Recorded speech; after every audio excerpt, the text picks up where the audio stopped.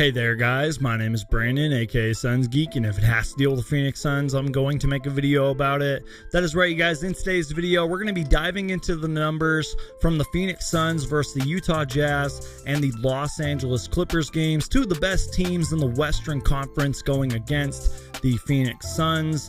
And I wanted to start off with Devin Booker and Chris Paul. Let's talk about Devin Booker first, who in his last two games has had 59 points on 42% shooting or better. Devin Booker easily could have had 40 plus points against the Clippers, but they played pretty good defense. But Devin Booker did have an efficient 24 points, so that ain't too bad.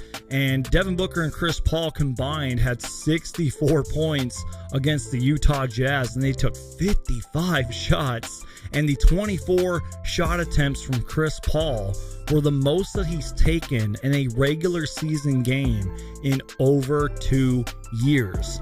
And another thing that I wanted to talk about was the Phoenix Suns getting to the free throw line, which sort of has been a bad trend for the Suns this year. They really don't get to the line that much. However, versus the Utah Jazz, they got to the free throw line 20 times, hitting 16 of them, compared to the Utah Jazz, who went to the free throw line 15 times and only hitting 10 of them.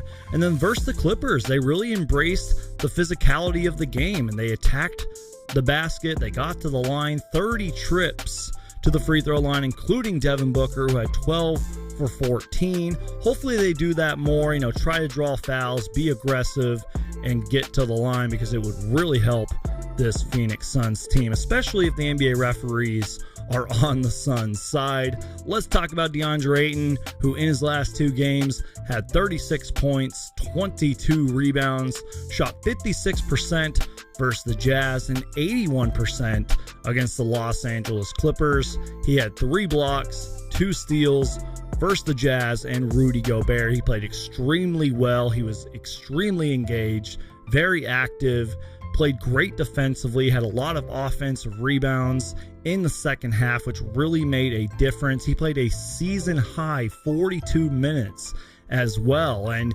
continuing to talk about the rebounding, Deandre Ayton had 7 offensive rebounds, and the Jazz as a team had 7 offensive rebounds. And the Suns won the rebounding battles in both games. I mean, against the Jazz, the Suns got 61 rebounds compared to the Jazz 45. And even in the Clippers, sort of a short rebounding night, but 36 Suns rebounds to the Clippers 35, and that's super impressive.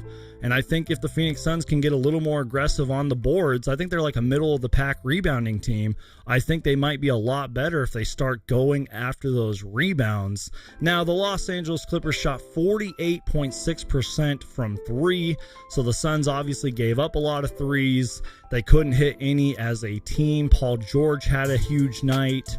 The Suns had 15 turnovers. But you guys, it's just one loss to a really good Los Angeles Clippers team. If I did my math correctly, which I probably didn't, since February 5th, the Phoenix Suns have won 25 games and only lost 7. The Suns have now played 51 games this season and have only lost 15.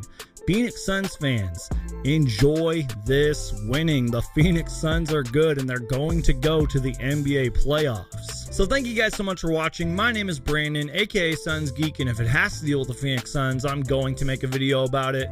Please Hulk smash the like button, because it really does help the video, really does help the channel, and I would truly appreciate it. Please subscribe, and I'll see you guys next time.